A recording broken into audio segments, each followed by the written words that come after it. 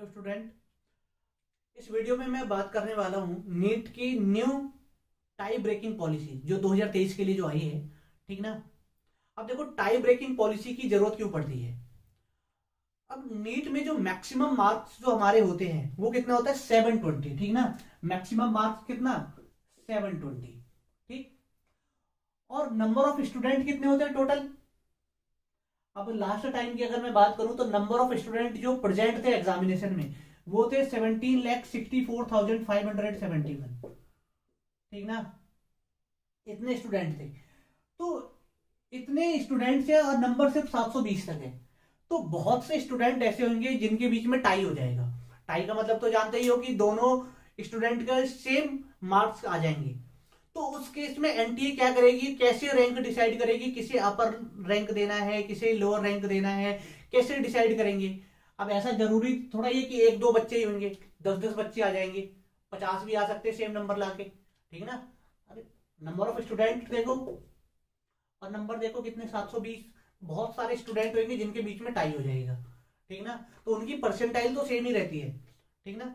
अब merit list में rank कैसे डिसाइड होती है टाई होने के बाद, इसकी बात करता हूं मैं। ठीक ना। अब देखो, न्यू टाई ब्रेकिंग पॉलिसी के ऊपर ही मैं बात करूंगा। ठीक ना। पुराने टाई ब्रेकिंग पॉलिसी नहीं। अब देखो, जैसे जो मैक्सिमम मार्क्स जो आए वो आ गए 700। ठीक ना। वैसे 720 में से 720 भी आ चुके हैं, 715 लास्ट ईयर 715 वाले टॉपर थे। ठीक ना। तो मैंने 700 मान लिया कि ये मैक्सिमम मार्क्स का है। ठीक ना। अरे मैक्सिमम मतलब हाईएस्ट आए हैं। ठीक ना। मैक्सिमम कहीं सोच लो कि सर 720 भी मैक्सिमम और 700 भी मैक्सिमम, ये हाईएस्ट आए हैं।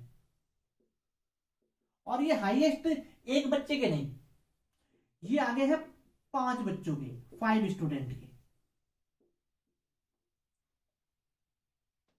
अब वो पांचों को रैंक 1 तो नहीं दे सकते ना। तो इस केस में एनटीए क्या करता है। एनटीए देखो सबसे पहले क्या करेगा, सबसे पहले इन स्टूडेंट के देखेगा, इन स्टूडेंटों के बायो के नंबर देखेगा। सबसे पहले बायो में देखेगा। मान के चलो कि 5 स्टूडेंट हो गए, A B C D E. ठीक ना। ये 5 स्टूडेंट है, A B C D E. सबसे पहले हम देखेंगे बायो में किसके ज्यादा। ठीक। तो मान के चलो कि डी के बायो में सबसे ज्यादा थे। ठीक ना। तो इस डी को हम रैंक 1 दे देंगे। ठीक ना। और इन बाकियों का बायो में टाई रहा। टाई रहा मतलब इनके स्कोर आपस में इक्वल रहे, इसके ज्यादा है। ठीक। अब दूसरा, अब हम बायो में जब टाई देख लेंगे, एक तो जीत गया ना, नंबर 1 पकड़ा दिया। अब इसके बाद हम देखेंगे केमिस्ट्री के नंबर। ठीक। अब केमिस्ट्री में किसके ज्यादा है। अगर केमिस्ट्री में किसी के ज्यादा है तो उसे निकाल लेंगे। ठीक है ना, उसे रैंक 2 पकड़ा देंगे। अब मान के चलो कि इन चारों के बीच में केमिस्ट्री में टाई हो गया। ठीक ना। केमिस्ट्री में टाई हो गया।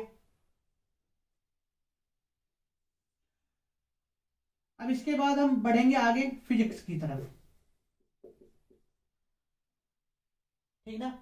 अब देखेंगे फिजिक्स में किसकी सबसे ज्यादा है। अब मान के चलो कि फिजिक्स में भी टाई रहा। ठीक ना। 4 स्टूडेंट के बीच में सिर्फ यहां पे एक निकल चुका है। ठीक ना। एक निकल गया, 4 के बीच में टाई रहा।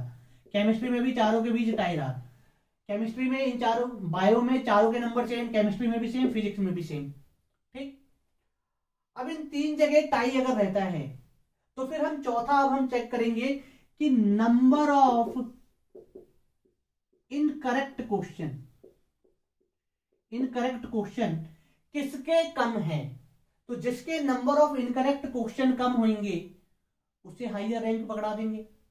अब मान के चलो इसमें नंबर ऑफ इनकरेक्ट क्वेश्चन जो है बी के कम थे, तो इसे दे दिया गया रैंक 2। ठीक।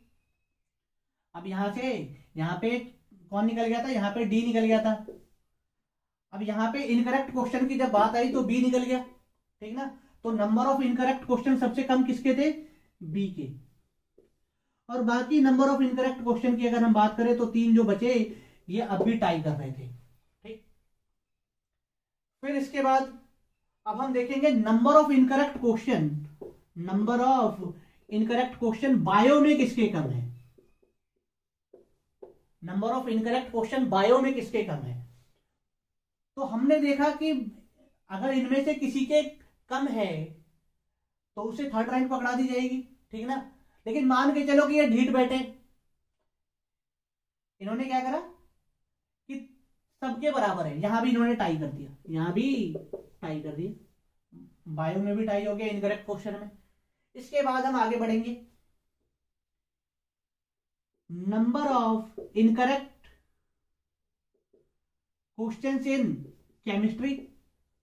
अब केमिस्ट्री में सबसे कम इनकरेक्ट किसके हैं, तो इन तीनों ने यहां भी क्या करा, इन्होंने फिर दोबारा यहां पे टाई कर दिया, ठीक, बड़े ढीठ है।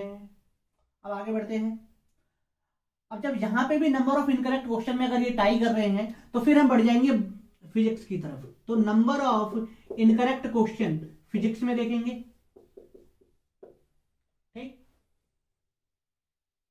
और ये तीनों गधेड़े बहुत ज्यादा ढीठ निकले, यहां भी इन्होंने क्या करा, टाई, ठीक, यहां पे भी टाई रहा। फिर उसके बाद जब यहां तक भी अगर फैसला नहीं होगा तो फिर हम देखेंगे एज में बड़ा कौन है, ठीक ना, older in age, older in age, age में जो बड़ा होगा उसे अपर रैंक दी जाएगी। अगर मान के चलो ई सबसे बड़ा है तो इसे थर्ड रैंक है, और ई से छोटा है सी तो फोर्थ रैंक, और सबसे छोटा है ए तो इसे फिफ्थ रैंक, ठीक ना। इस तरह से डिसाइड हो जाएगा। तो मान के चलो कि ई सबसे बड़ा निकला, ठीक ना, ई सबसे बड़ा निकला, इसे थर्ड रैंक मिल गई।